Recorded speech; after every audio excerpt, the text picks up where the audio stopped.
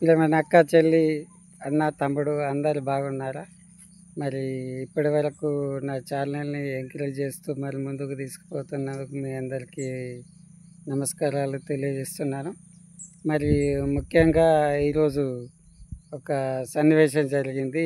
అది మీతో పంచుకొని కొన్ని విషయాలు చెప్పాలనుకుంటున్నాను. అదేంటంటే నేను మా ఫ్రెండ్ కలిసి ఇద్దరం కలిసి మరి మార్కెట్కి వెళ్ళడం జరిగింది. కాబట్టి మరి వాడేమన్నా అంటే, అమ్మో మంట మంట మంట అబ్బబ్బబ్బబ్బబ్బబ్బా అని అన్నాడు అన్నట్లు. నేనేందిరా బాబు వీడు మంట మంట అబ్బబ్బబ్బబ్బా అంటున్నా అంటే, ఏమైందిరా మరి మిరపకాయ గిన కొరికినావా తిన్నావా, మరి ఏంది ఏం సంగతి అని నేను అన్నా. కాదురా బాబు కాదు, మిరపకాయ కొరకలేను, ఏం కొరకలేను, మరి కూరగాయలు ఎంత రేటు ఉన్నాయంటే పిచ్చి విపరీతమైన రేటు ఉన్నాయనేసి అంటున్నాను అన్నట్లు. అంటే ఈ ఒక్కసారికి చూసి మరి పిచ్చి విపరీతమైన రేటు అంటున్నావు. మరి మరి వ్యవసాయదారుడు ఒక్కసారికి మరి సంతోషిస్తాడు, మరి పెరిగినప్పుడు సంతోషిస్తాడు, మరి లాస్ అయినప్పుడు మరి అప్పుడు మంట మంట అనవరా. మరి 5 రూపాయలకే టమాటాలు ఉంటే 5 రూపాయలకే తీసుకొని వచ్చి కూరగాయల గుండె అనేసి గంపెడు కొంటాం. మరి అప్పుడు చెప్పవేందిరా మరి ఈరోజు మంట మంట అంటున్నావు అని నేను అనేసి అన్నా. ఎందుకంటే వ్యవసాయదారుడికి ఎప్పుడో ఒకప్పుడు లాభం ఉంటుంది, కానీ మనం ఎంకరేజ్ చేయక తప్పది. నేను కూడా వ్యవసాయం చేస్తున్నా కాబట్టి మరి ముఖ్యంగా బిజినెస్ చేసే వ్యక్తులు కూడా మరి వాళ్ళకు కూడా బిజినెస్లో ప్రాఫిట్ వచ్చినప్పుడు కూడా సంతోషిస్తారు. రాకున్నా కానీ కొంచెం హర్ట్ అయినా పర్వాలేదు, మళ్ళా లోపాలు తెలుసుకుంటారు కాబట్టి వాళ్ళకు కూడా అయినందుకు సంతోషిస్తారు. కాబట్టి ఒక ఎంప్లాయీ కూడా ఇంక్రిమెంటు వాళ్ళకు కూడా 6 మంత్కి ఒకసారి వాళ్ళకి సాలరీ పెరుగుతుంది కాబట్టి మరి వాళ్ళు కూడా సంతోషంగా ఉంటారు కదా. మరి ప్రతిదీ కూడా ఈ విధంగా చూసినట్లయితే మరి కూరగాయల ధరలు పెరగడం అనేది సహజమే. దానికి మనము ఆలోచించే విషయం అనేది లేదు. కాబట్టి నేనేమంటున్నా అంటే, మరి ఇంతకుముందు బంగారము నేను చిన్న ఉన్నప్పుడు మేము వడ్లమ్మే వాళ్ళం. అప్పటికి కుంటాలకు వడ్లు వచ్చేసి 300 ఉంటుండే. అప్పుడు బంగారం అనేది 3000కు తులం అనే బంగారం ఉంటుండే నేను చిన్న ఉన్నప్పుడు. అంటే ఎప్పటి పరిస్థితులు అప్పుడే ఉంటాయి అన్నట్లు దాన్ని మనం దృష్టిలో పెట్టుకోవాలి. ఎందుకంటే మరి ప్రతి ఒక్కళ్ళు మరి మనకు సాలరీలు పెరిగినా కానీ మనం సంతోషంగా ఉంటాం కదా.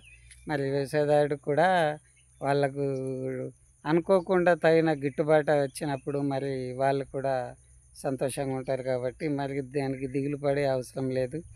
మరి ముఖ్య ఉద్దేశం ఏంటంటే, మరి ప్రతి ఒక్కరు కూరగాయలు కొంటున్నప్పుడు కానీ మరి కొని ఇంటికి తెచ్చుకున్నప్పుడు మనం ఏం చేయాలంటే, మీకు ఒక చిన్న విషయం చెప్పాలనుకుంటున్నాను.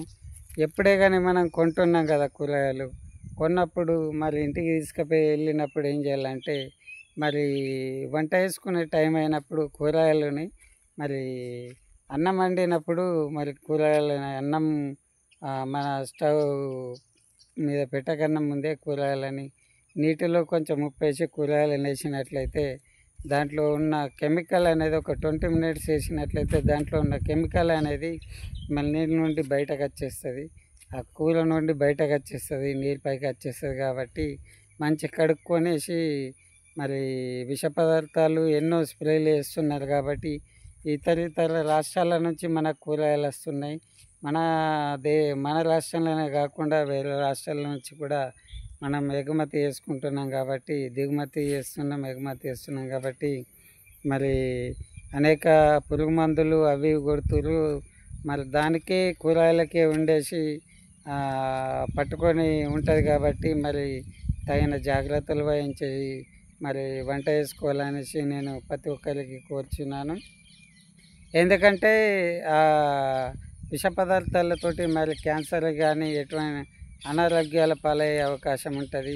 మరి చాలా ప్రమాదకరమైన విష పదార్థాలతోటి వాళ్ళు కూరగాయలు పండిస్తారు. కాబట్టి ప్రతి రైతు పురుగు మందులే కానీ అవే కానీ వివిధ రకాలైన మందులు కొట్టి ప్రతి ఒక్కరు పండిస్తారు. కాబట్టి మరి తగిన జాగ్రత్తలు వహించి మరి మనం మరి వంట వేసుకోవాలని కోరుచున్నాను. మరి మరి ముఖ్యంగా ఏందంటే చాలామందికి చెప్పదలుచుకున్నది ఏందంటే, మరి ఈ రోజుల్లో చాలామంది మరి బీపీకి గురై మరి చాలామంది చనిపోవడం జరుగుతుంది.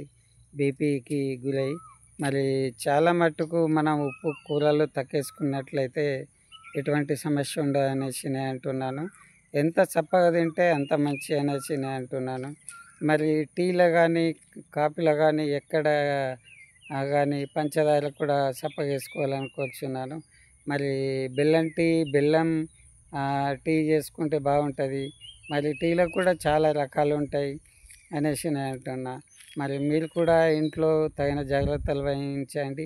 మన ఫ్యామిలీ హెల్త్ ఫ్యామిలీగా ఉండి మరి ఎటువంటి అనారోగ్యం పాలు కాకుండా, మరి హాస్పిటల్‌లో డబ్బులుగా పెట్టకుండా, మరి ఫుడ్డు బయట తినకుండా మనకు నచ్చిన పదార్థాలనే మరి పిల్లలు కోరిక మేరకు పిల్లలు ఏదన్నా వంట చేయాలనుకుంటే పిల్లలను బుజ్జగించి బయటకి తీసుకుపోకుండా డిన్నర్ అనేసి మరి నాకు ప్రమోషన్ వచ్చిందనేసి ఇలా బయట తిందాం రెస్టారెంట్‌లో అంటారు.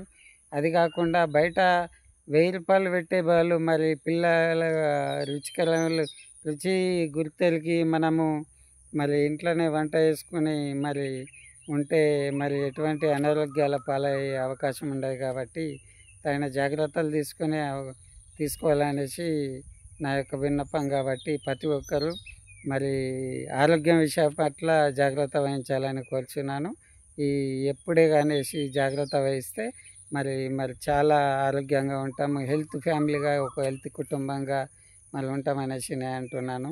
మరి ఈ వీడియో నచ్చినట్లయితే లైక్ చేయండి, మరి షేర్ చేయండి, సబ్స్క్రైబ్ చేయండి, మరి బెల్ ఐకాన్ కొట్టండి. మరి ఉంటాను, మరి బాయ్. మరి సెలవు మరి. ఓకే, మరి ఉంటాను, మరి బాయ్.